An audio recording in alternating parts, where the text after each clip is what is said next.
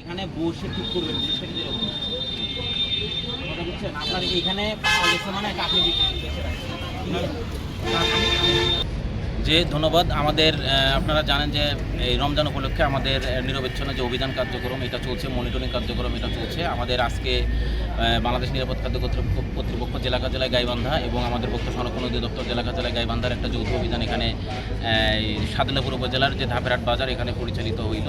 আমরা এখানে ইফতার বাজারে যে ইফতার আইটেমগুলো আছে এগুলো দেখলাম। তো আমাদের এখানে আমরা কিছু শিশু খাদ্য পাইলাম, যেগুলো নকল শিশু খাদ্য, এবং এখানে যে ইফতার বিক্রি হচ্ছে ইফতারগুলো খোলা পরিবেশে বিক্রি হচ্ছে। তো তাদেরকে সতর্কতামূলক কিছু জরিমানা করা হয়েছে এবং আমরা তাদেরকে নির্দেশনা দিয়েছি ইফতারগুলো যেন ঢেকে, আজকের মধ্যে ঢেকে যেন এটা বিক্রি করার ব্যবস্থা করে।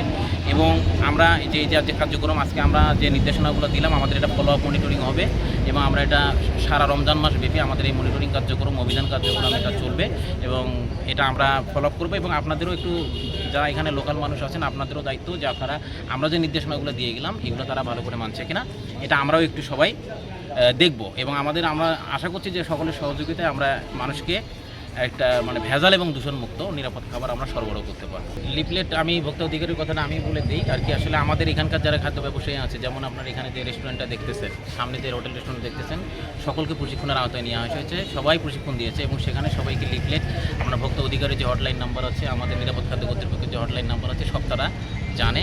এবং আপনারাও এটা জেনে রাখেন যে ভোক্তা অধিকারের হটলাইন নাম্বার আছে যেটা 16121। এই নাম্বারে যে কেউ ফোন দিলে, এটা টোল ফ্রি নাম্বার, যে কেউ ফোন দিলে সেখানে অভিযোগ জানাতে পারবে এবং সেই অভিযোগ নাম, ঠিকানা, পরিচয় সব কিছু গোপন রেখে অভিযান পরিচালনা করা হবে।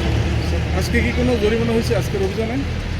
আজকে আপনার ভোক্তা অধিকার আইনে জরিমানা হয়েছে। এটা ভোক্তা অধিকার আইনে সর্বমোট কত জরিমানা হয়েছে? এটা 7,500 টাকা জরিমানা, 3টা প্রতিষ্ঠান। কী কী অভিযোগ হলো এক প্রতিষ্ঠানে আমরা শিশু খাদ্য পেয়েছি, আর একটা প্রতিষ্ঠানে আপনার খোলা অবস্থায় আপনার ইফতার বিক্রি করছিল, আর একটা প্রতিষ্ঠানে ওইটা আরেকটা কি ছিল, ওইটা রসিদ রাখেনি, ক্রয় রসিদ রাখেনি। এটা হলো যাদবপুর, কিন্তু এটা হলো আব্দুল্লাহপুর। ওনারাই দিয়েছিল এইটা মালটা, ওনারাই দিয়েছিল এই যে খালাস পেরে ওই জায়গা। তাইলে এখন বোঝেন আপনারা, এই যে এটা দেখেন, এই প্রোডাক্ট একটু ফাঁকা দেন। হ্যাঁ, এই যে দেখেন আপনারা, এই শুনেন, আপনারাই ফাঁকি বুঝবেন। এইখানে লেখা আছে হলো মানুষদের সচেতন করা দরকার, কারণ তারাই থাকবে বাজারে, তাই না? এখানে লেখা আছে আব্দুল্লাহ ফুড প্রোডাক্ট, ঢাকা, বাংলাদেশ, তাই না?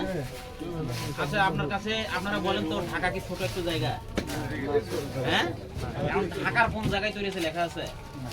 তাহলে লেখা আছে আব্দুল্লাহ ফুড প্রোডাক্ট, ঢাকা, বাংলাদেশ। এটাই যদি লেখা থাকে তাহলেই 2 নম্বর, আর কোনো দেখার দরকার, কারণ প্রতিষ্ঠানের নাম এখন স্পেসিফিক ভাবে উল্লেখ করা। কথা কি বোঝা গেল? ঠিক আছে, আমাদের কাছে নিয়ে আসছে, আমরা